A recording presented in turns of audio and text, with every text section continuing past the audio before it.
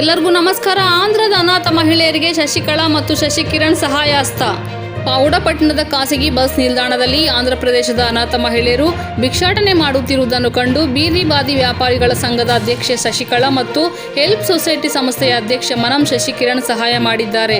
ಗುರುವಾರ ಬಸ್ ನಿಲ್ದಾಣದಲ್ಲಿ ಅಪರಿಚಿತ ಮಹಿಳೆ ತನ್ನ ಇಬ್ಬರು ಹೆಣ್ಣು ಮಕ್ಕಳನ್ನು ಕರೆದುಕೊಂಡು ಸ್ವಂತ ಊರಿಗೆ ಹೋಗಲು ಹಣವಿಲ್ಲವೆಂದು ಅಂಗಡಿ ಮಾಲೀಕರ ಬಳಿ ಕೇಳಿಕೊಳ್ಳುತ್ತಿರುವ ದೃಶ್ಯವನ್ನು ಕಂಡು ಶಶಿಕಲಾ ಮತ್ತು ಮನಂ ಶಶಿಕಿರಣ್ ಸ್ಥಳಕ್ಕೆ ಆಗಮಿಸಿ ಅವರ ನೋವನ್ನು ಕೇಳಿ ಬಸ್ ನಿಲ್ದಾಣದ ವ್ಯಾಪಾರಿಗಳ ಬಳಿ ಅಲ್ಪ ಸ್ವಲ್ಪ ಹಣವನ್ನು ಸಂಗ್ರಹಿಸಿ ತಮ್ಮ ಕೈಲಾದ ಹಣವನ್ನು ಹಾಗೂ ಹೂ ಹಣ್ಣುಗಳನ್ನು ಕೊಟ್ಟು ತಮ್ಮ ಊರಿಗೆ ಹೋಗಲು ಬೇಕಾಗಿರುವ ಸಕಲ ವ್ಯವಸ್ಥೆಯನ್ನು ಮಾಡಿಕೊಟ್ಟರು. ಎಲ್ಲರಿಗೂ ನಮಸ್ಕಾರ. ಇವ್ರು ಬಂದು ವೈಜಾಗು, ಇಲ್ಲಿ ಅವ್ರ ತವ್ರ ಮನೆಗಂತ ಬಂದಿದ್ರು.